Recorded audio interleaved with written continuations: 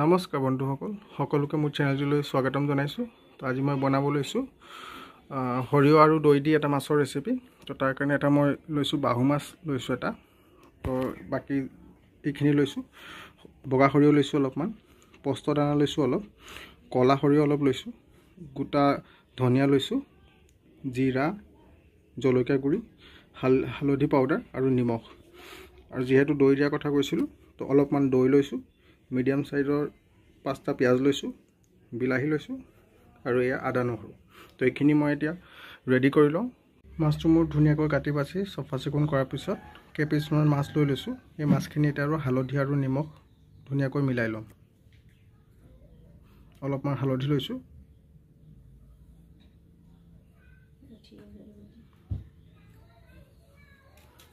অলপমান নিমখ দি দিছোঁ আৰু অকণমান জলকীয়া গুড়ি দি দিছোঁ।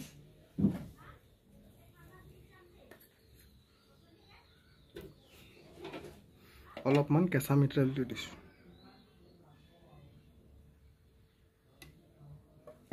তো এতিয়া মই ধুনীয়াকৈ মাছখিনি হালধি নিমখ দি পেলাই মিলাই ল'ম।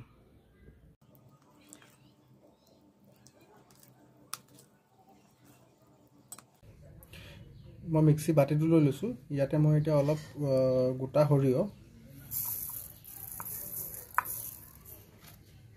অলপমান পস্ত দানা,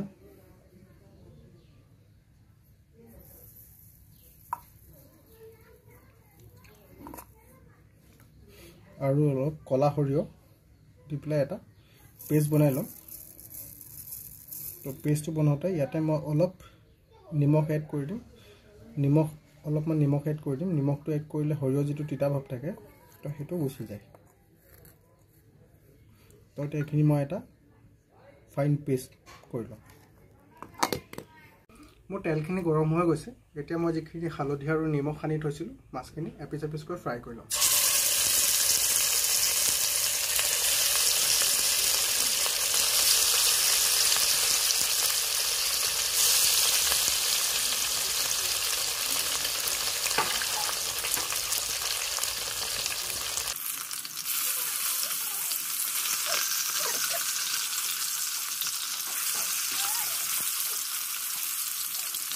মাছ ভাজি যিখিনি তেল মোৰ ৰৈ গৈছিল সেইখিনি তেলতে মই এতিয়া পিঁয়াজখিনি ইয়াতে মিলাই দিছোঁ, এড কৰি দিছোঁ।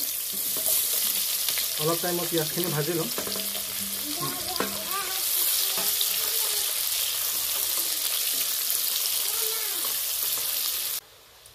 মোৰ পিঁয়াজখিনি প্ৰায় কালাৰ আহি গৈছে ভাজোঁতে। তো ইয়াতে অলপমান জিৰা মিক্স কৰি ল'ম। গোটা জিৰা অলপমান দিছোঁ, এটা শুকান জলকীয়া, অকণমান হালধি গুড়ি দিছোঁ, অলপমান নিমখ দি দিছোঁ।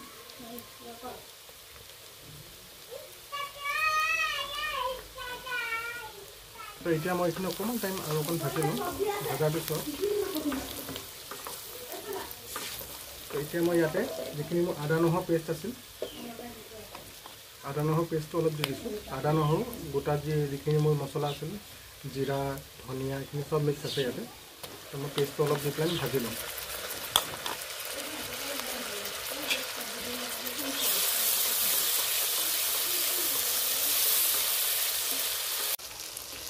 অলপমান ভাজ খোৱাৰ পাছতে মই ইয়াতে দি দিম যিখিনি মই দৈ লৈছিলোঁ, প্ৰায় 3 পৰা 4 চামুচমান দৈ দিছোঁ।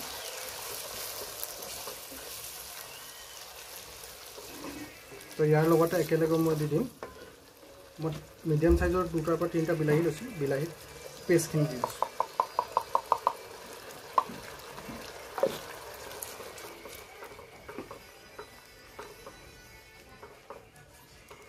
এইখিনিৰ পৰা যেতিয়ালৈকে তেল নোলায়, মছলাখিনি যেতিয়ালৈকে তেল নাহে তেতিয়ালৈকে মই অলপ টাইম ভাজি থাকিম। অলপ মই মছলাখিনিৰ পৰা অলপ তেল ওলাবলৈ আৰম্ভ কৰিছোঁ। এইখিনি সময়তে মই যিখিনি পিচি লৈছিলোঁ সৰিয়হ আৰু পস্ত ইয়াতে একেলগে মিক্স কৰি আৰু অলপ টাইম ভাজিলোঁ। বগা সৰিয়হ, পস্ত আৰু কলা সৰিয়হ একেলগে মিক্স কৰি থোৱা আছিল। একেলগে এই পেষ্টটো মিক্স কৰি আৰু প্ৰায় 10-15 মিনিট টাইম মই ইয়াতে ভাজি ল'ম মছলা। মছলাখিনি ভালকৈ ভাজা হৈ গৈছে। তো তো ছাইডৰ পৰা অলপ তেলো ওলাবলৈ আৰম্ভ কৰিছে। এইখিনি সময়তে যিখিনি মই মাছ ভাজি ৰাখিছিলোঁ ইয়াতে মই মাছখিনি এপিচ এপিচকৈ মিক্স কৰি দিম।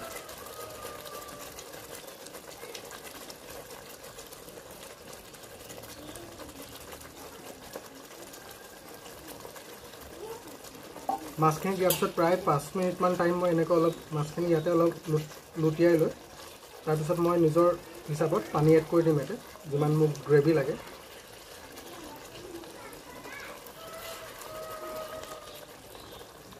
পাঁচ মিনিটমান টাইম মই এনেকৈ ৰাখি থ'ম। 5 মিনিটমান ৰখাৰ পিছত মই ইয়াতে এতিয়া মোৰ হিচাপত মই পানী মিলাই ল'ম। তো গ্ৰেভিটো মোক যিমানটো হিচাপত লাগে মই সিমানটো হিচাপত পানী মিলাই লৈছোঁ। তো পানী মিক্স কৰাৰ পিছত প্ৰায় মই আৰু 10 পৰা 15 মিনিট টাইম মিডিয়াম ফ্লেমত উতল অহালৈকে অলপ ৰাখি দিম গেছত। তাৰপিছত মোৰ ৰেডি। ফ্লেভাৰৰ কাৰণে অলপ মই ইয়াতে কস্তুৰী মেথি মিলাই দিছোঁ, তো তেতিয়া ফ্লেভাৰটো ভাল আহিব। তো মোৰ প্ৰায় হৈয়ে গৈছে আৰু 5 মিনিটমান মই গেছৰ ফ্লেমত ৰাখিলে মানে মোৰ ৰেডি হৈ যাব। তো মোৰ থিকনেছটো এনেধৰণৰ আহিছে।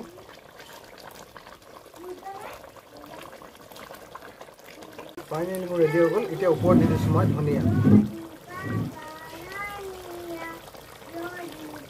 তো এতিয়া মই কৰিম গেছটো বন্ধ। ৰেডি হৈ গ'ল মোৰ মাছৰ ৰেচিপি। ফাইনেলি মোৰ ৰেডি হৈ গ'ল বাহু মাছ আৰু দৈ সৰিয়হৰ সৈতে বনোৱা ৰেচিপি। যদি কিবা থাকি গৈছে আপোনালোকে কমেণ্ট বক্সত জনাব আৰু মোৰ চেনেলটো ছাবস্ক্ৰাইব কৰিব, কমেণ্ট কৰিব, লাইক কৰিব।